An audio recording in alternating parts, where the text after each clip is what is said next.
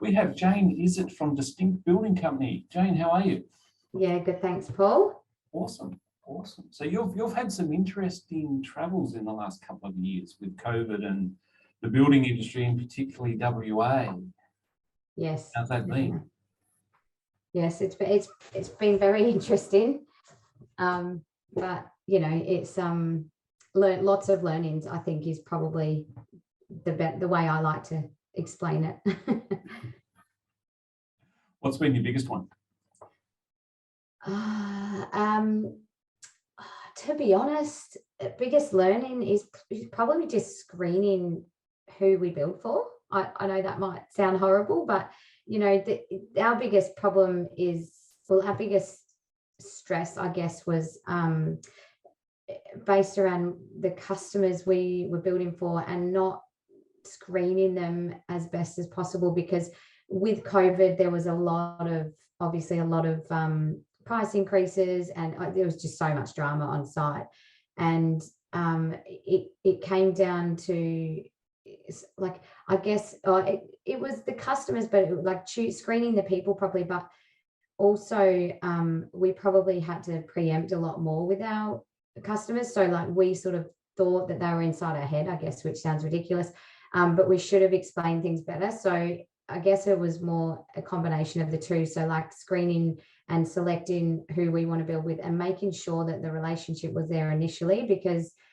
as much as the person is choosing to build with us, we're also choosing to build with them, which most people don't actually realize actually happens with a lot of builders. Builders actually choose their customers as well, which might sound like a surprise.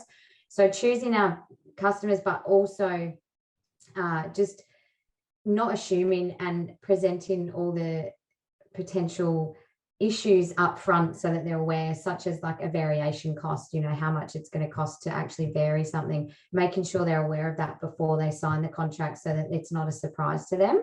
So they're the two learnings that would stand out, and that we've I guess put in place procedures going forward now. So, you know, when we screen our clients, and also pre-construction, all the things that we need to lay out to that homeowner before signing a contract. Look, agreed, and it's very much, it is the case of you becoming the business that attracts the clients that you want. Yep, that's great. Definitely. Absolutely. That's what we're trying to do. Yeah. Yes, and all those things that need to be in place for you to be the business that your ideal client walks through the door and says, yeah, let's do business. Absolutely. That's what we need. You get it right at the start. You get the A-class customers coming through the door, and you don't do business with the Ds. You maybe do business with the Bs and Cs. Yes, absolutely. Yeah. Makes your life easier moving forward. But it's been, it's been an interesting time with COVID and post-COVID, and you've made some transitions in your business, moving away from the renovation market into the new home build. How are you finding that move, and how stressful has it been? So, I mean, with our business, everything is organic because we are so small. We don't do anything. We don't go crazy and just change and all of a sudden that's it, no more renovations. And to be honest, there will still be renovations and extensions, because that tends to be where we stand out in the target market, which is predominantly Mount Hawthorn and around those Perth metro areas close to the city, because they like the idea of a timber frame extension, and we focus on timber frame. But with regards to the transition, I mean, it's actually surprising, because I look at so we only take, say, 4 to 6 jobs on a year. And if I look at my 12-month projection, there's not including the builds that we do for ourselves, there is, you could say, 15% are new builds, which, you know, is only one. But there is a lot of other people in our pipeline of leads that are new builds. So it's the transition's been fine, and it's more about like visualizing the future, and in, say, 5 years' time, it will probably we'll only be down to maybe doing 2 or 3 builds, and I imagine that it would be at the most 1 renovation and 1 or 2 new builds, because our future projection is actually only to be building 1 or 2 homes for customers, and the majority of the other, like 3 or 4 homes for ourselves as a spec home, because that's the other side of our business that we do. We like to build spec homes, small developments, and sell them onto the market, just to show people what we're capable of and what we can do. So yeah, the transition has been fine. Awesome. And it's good to know that you're focused on the size of your business and the capacity of it, rather than trying to get big. It's about getting profitable and staying profitable. Absolutely. And pushing those margins as we become more, you know, as we become the desirable builder that people want to build for. It is about, more margin and less stress is the way I put it. Great clients, more margin, less stress. It's like the perfect combination. Yes, and you've got to preserve your cash flow on the way through. Yeah, absolutely. Yeah. So do you find your business encroaches on your personal life and your personal space, or have you got good synergies between the two?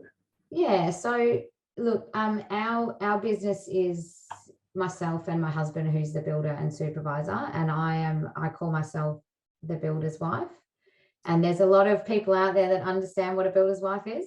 So Dean and I had a light bulb moment probably 2-3 years ago when our business started growing, and we were like, okay, we've got the ability to take on 2 or 3 staff and grow, or we can rein it in. And at that time I had a 2-3-year-old and a newborn, and we started seeing, I guess, what life was all about with children. And we made the decision then and there that our family life is number 1 and our business is number 2.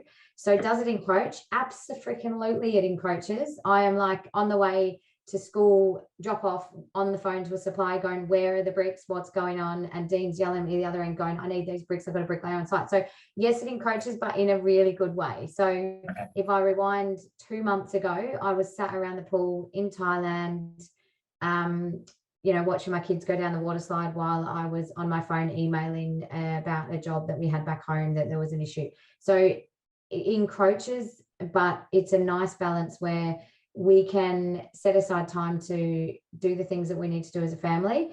But also I might say to the kids, look, mummy's got to work, shut the door, and I'm working till 8 o'clock at night, putting together a contract for a client or pricing a job. But then the next day I'm taking the whole day off because it's a Saturday and we're going to go play with the kids, or, we're going away on school holidays for the whole holidays, and we preempt with our clients. So I would say it encroaches on the day-to-day, but does it affect my stress levels? No, not at all. I meditate. I do lots of different things to keep me all those good things to keep you focused and keep you fresh. Yeah, absolutely. Yeah. So do you think there's any misconceptions about running a business out there? Oh my gosh, yes. So I have, I've got a really close knit friend group at school, the mums, and some run businesses and some don't, and some are employees and some are just lucky that they don't have to work at all, although I don't think I could do that. So that, yes, there's the whole, you run a business, you've got so much freedom, you've obviously got so much money, and this and this, and you must have so much time. And yes, I do, like I explained before, yes, I do have time, but I'm also the one that's up at 5 o'clock in the morning and I'm not stopping until 7:30 at night, because I've got family life, business life, everything life. So a lot of people believe that when you run a business, that you're this amazing entrepreneur and you just, everyone wants to be like you, but they don't see the day-to-day. Like, they don't see that I'm up before the sun's up and I'm meditating and I'm doing this and I'm doing this so that I can focus and so that I can do this. And then, but what they do see is, you've got a beautiful house, and you're in Thailand every other month. And no, that's my dream. That's not right now. But, I go overseas now, thanks to COVID being over. I go overseas probably once or twice a year, and, I do all that. So people see this, amazing entrepreneurial life where you've got a business and you've got all this money and all this freedom, but they don't see the day-to-day. And that's what I say to people that want to go into business. We have a lot of subcontractors that say, I'm thinking about going out on my own. Sorry, not subcontractors, working for the plumbing company, and they're like, I want to go out on my own and da da da da. And the other biggest thing I say to those people is, how are you going to get business? where's your sales, your marketing, your leads? Where are your leads coming from? And that's the other thing they don't realize. So I would say the biggest misconceptions are freedom and flexibility, loads of money, and getting the business. Where are you going to get it from? So that's it's easy being a business owner, isn't it? Absolutely. It's the easiest thing in the world. So what's your number one tip for somebody wanting to start out in business? What's the number one piece of advice you'd give?